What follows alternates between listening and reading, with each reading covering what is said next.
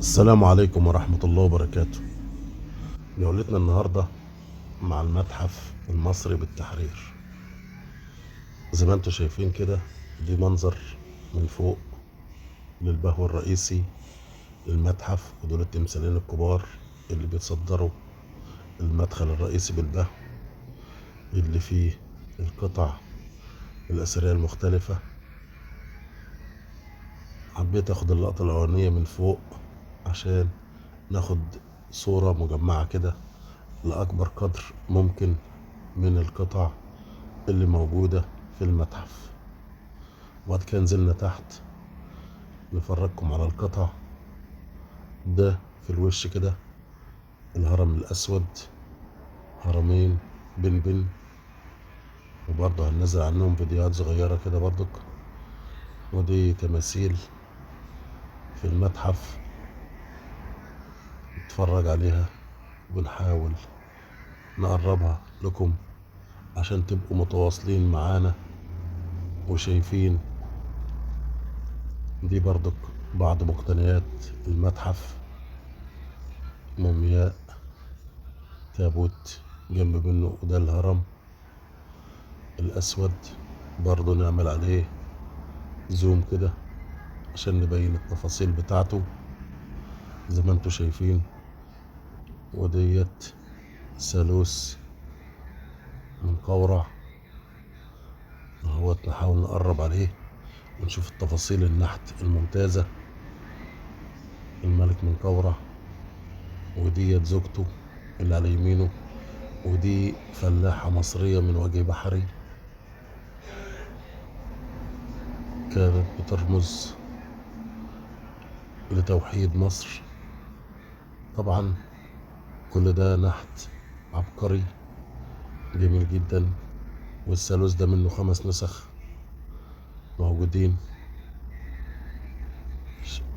دقة متناهية في النحت ما شاء الله زي ما انتوا شايفين كده. وبرضو دي من ضمن الحاجات اللي معروضة في المتحف المصري بالتحرير، ودي مقتنيات موجودة برضو في الدور التاني، رفايع أثرية وأشكال كتير كتير جدا.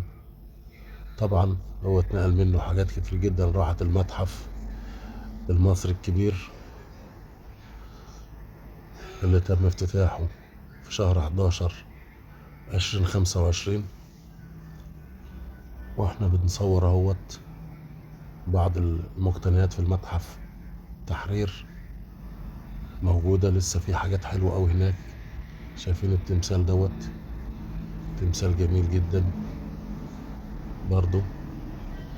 وفي حاجات مقتنيات جميلة بنحاول بقدر الامكان نصورها لكم، ويا ريت تدعمونا باشتراك ولايك للفيديو عشان الانتشار. برضو دي تابوت اهوت، ودي برضو بنحاول نقرب من اللوح الإرشادية على أساس إن أنت توقف الفيديو وتقرأ الكلام دوت.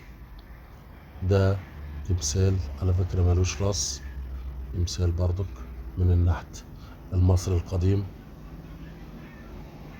دي حاجات منحوتات جميلة جدا جدا جدا، وبنحاول ننزل على برضك تفاصيل. طبعا دي حاملة القرابين، حاجة كده جميلة جدا جدا جدا، جمال مصري خالص. دي أيقونة في المتحف، حاجة جامدة وكويسة وجميلة جدا. دي عيشة الفلاحين والمزارعين أيام قدماء المصريين، زي ما يكون كان في تسمين أهوت. ودي قرابين من الأبقار، ودي تابوت لمومياء